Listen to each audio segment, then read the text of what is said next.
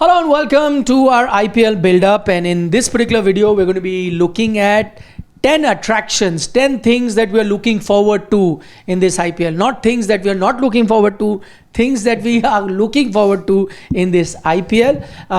What we're going to do is that not really look at tactical things, minor things, because that we have discussed when we've looked at each preview, but the larger thing. If you were to look at IPL as a whole, at a macro level, what is it that can happen? What are those things that you think will be a highlight of this IPL 2025? As is the norm, we'll start with the youngest in our group. So, Shashwat, it is your turn. What have you got for us? I'll just follow the tradition of this room, starting with the youngest. So my first point should also be about the youngest.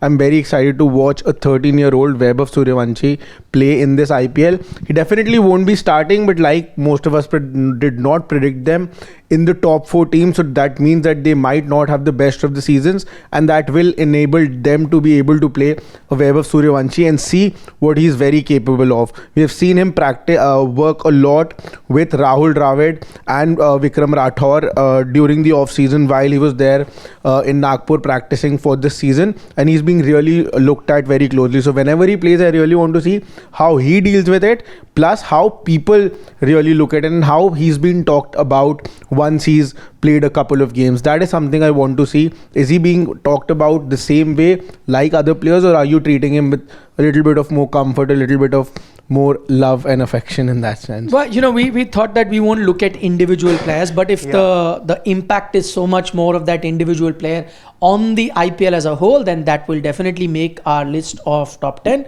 And imagine a 13-year-old playing in the biggest T20 league in the world in itself is big news. So watching a 13-year-old go out to bat would be an incredible sight. So that's point number 1 that Shashwat has picked, and now it's up to Siddharth to pick his first point. I think it's basically the fact that can 300 be surpassed. I think the previous season we did see that on a multiple occasions a 300 could have been surpassed, and maybe 2025 could very well be the season that this could happen. But then, you know, as personally, I'm a cricket purist. I would not really want to see that happen.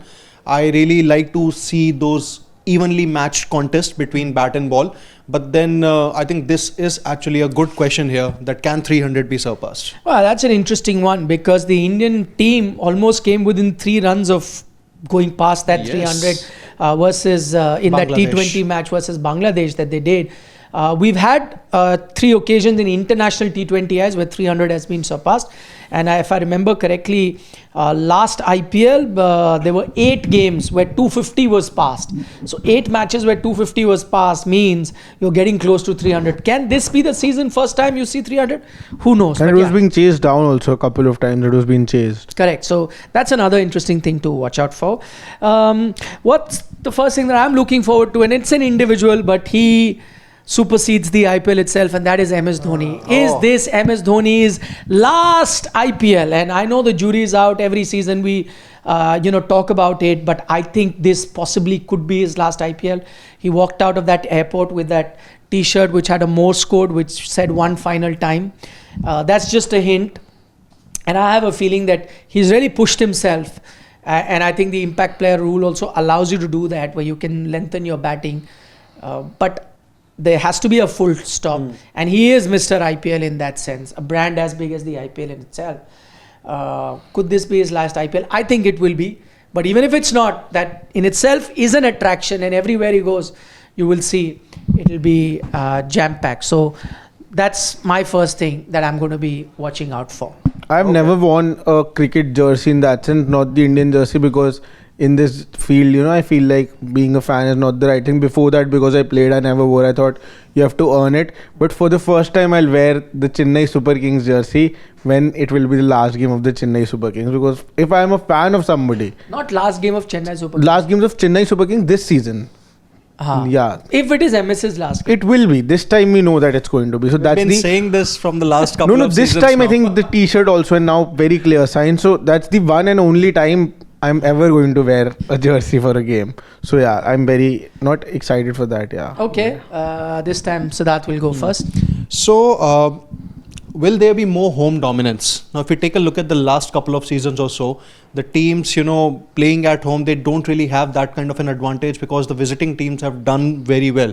But if we talk about the likes of CSK, they have loaded themselves with spinners. It does look like that, it's going to be a spinning track at Chepauk. So just to make sure that maybe will the other teams probably take a cue from CSK and make sure that they have some kind of home advantage, or maybe maybe doctor pitches accordingly. Well, that's something that remains to be seen. But for me, I wouldn't really want any home advantage. It has to be a good contest. So you are saying that that's going to be an attraction, thing that you're looking forward to, whether pitches will be doctored and whether they will be. Okay. Home advantage, yeah. Okay. Okay, from Siddharth's home advantage, will we see home advantage this time or not? Doctored pitches or not, to Shashwat's turn. I want to see, I'm really excited to see how people see the new captains that are going to take over from here. It's going to be really interesting because till now we've seen faces that have been in Indian cricket and people really associated with them. These new captains, new franchises, will the fan base be the same, or is it going to deplete in that sense? How is that going to be? So the IPL might just take a new turn from here. A new generation of IPL will start. It's already gotten adulted now in that sense. It's crossed 18, so it's going to be a new lease of life for the Indian Premier League. So I'm excited to see that. Yeah, in fact, just to name, there's going to be Akshar, Patidar, Rehan Parag will captain for the first few games. Gill and Gaikwad have only had 1 seasons, but now that's also, I'll consider them as new captains. So in that sense, and why this new captaincy thing is very important is because, we really don't have a clear-cut succession plan in Indian cricket as well. All of these are going to be competing to being future Indian captains. And we know IPL plays an important role. So we have a lot of new captains. I've just counted 5 of them who could be future India captains. So how they go about, how they are tactically involved in this IPL, I think everyone will be watching. Okay. You picked your second? Yeah. Okay. So my turn to pick second. That's interesting. And one thing that I'm looking forward to is the Mumbai power equation. So last time there was a lot of booing for for Hardik Pandya, as you know. A lot of things were said. And it all went downhill. And why I'm only looking at that, because it has repercussions in Indian cricket as well. Surya Kumar Yadav is the T20I captain. Hardik is very important for the Indian team. Of course, Rohit is the ODI captain. Hardik is important there. They've done a very good job to begin with, as in managed to retain their core despite all the noise that was on the outside, and have gone with their top players within that team. But how do they now gel? How much do they feed off each other? How do the fans respond to all of that? So the Mumbai Indians power equation is something that I'm going to be looking at, because that will then have a repercussion going forward in the future as well. Okay. It's your turn. Your turn. Do you want me to start? Yeah. I have multiple options, but I'll give you. Okay, I'll go. So I'm really looking forward to see the finger spinners' battle to stay relevant in a T20 tournament, just like the IPL. I think if we see, in the last few years or so, if we talk about the multiple IPL teams, well, they have really wanted to, purchase the likes of Noor Ahmed, or basically the wrist spinners, both right and left arm. And that has basically been the case because they are, wicket takers, and finger spinners are seen more as those, who can do the containing job really well rather than take those wickets. We talk about, Washington Sundar, R. Ashwin. They've played in the previous seasons, haven't really gotten the most number of wickets there, but then have done the containing job very well. So maybe this could very well be the season wherein you can see the script, making a turn, and the likes of R. Ashwin and Washington Sundar maybe, taking more number of wickets, so as to make sure that, finger spinners are well and truly here to stay. So you're saying finger spinners, that's your attraction. Okay. That's a bold call. I don't know whether... Finger spinners trying to stay relevant. Yeah, okay. Finger spinners trying to stay relevant. That's one thing that Siddharth is looking forward to in this particular edition of the IPL. Okay, finger spinners trying to stay relevant is our point number 7. At number 8, I'm going to go with who is India's next gen pacers. So I think that is a situation where India finds itself in the crossroad, because you had a Jasprit Bumrah and a Mohammad Shami there.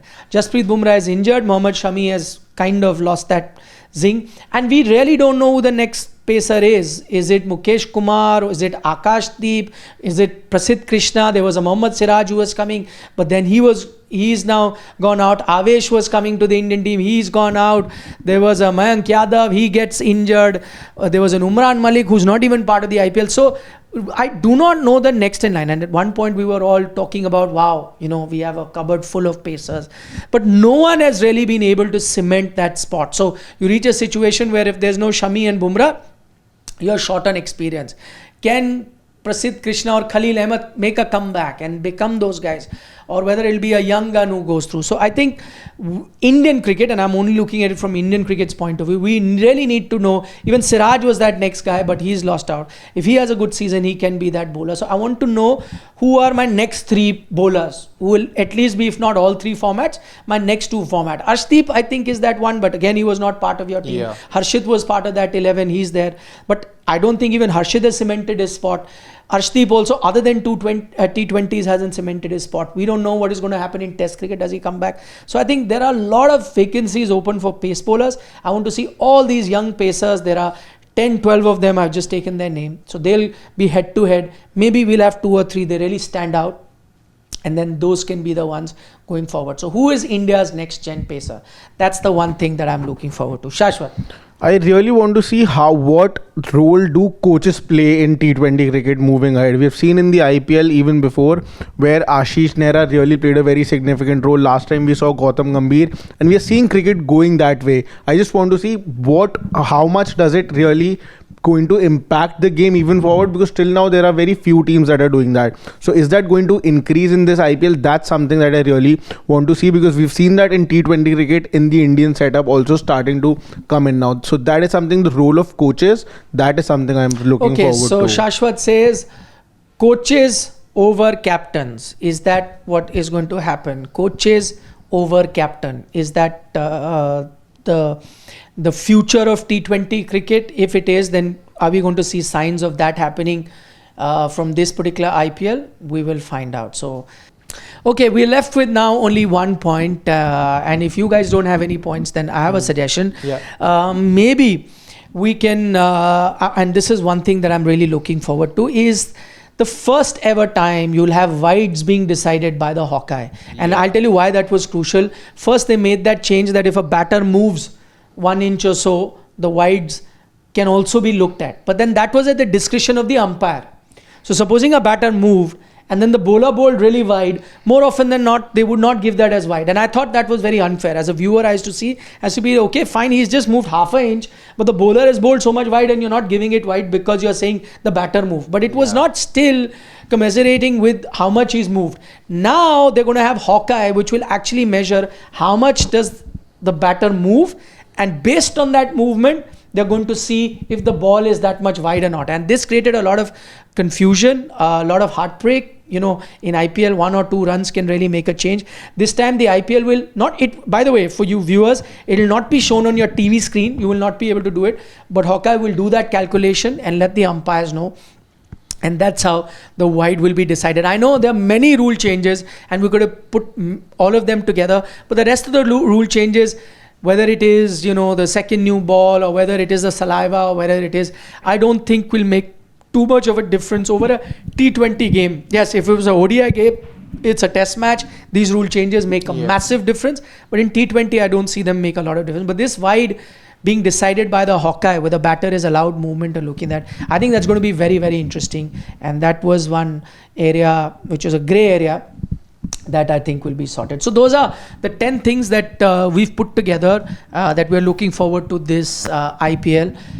Maybe they can be game changers. Maybe it'll give us a lot of answers at the end of the IPL 2025. You let us know few things that you, and again, repeat, macro things, major things that you're looking forward to in this IPL 2025. But the one thing that I forgot to mention that we are most looking forward to this IPL is your company. So we look forward to your company. Join us every evening at the end of each match. We're going to be live and we'll answer your questions, have our usual banter at the risk of offending a few viewers as well as, panelists. but we'll have fun, and you join in the fun every evening. Yes. And Shashwat will have highlights, which are not match highlights, but there will be some sort of highlights. So watch that. Take care. Bye bye from Shashwat, Siddharth, and I. See you.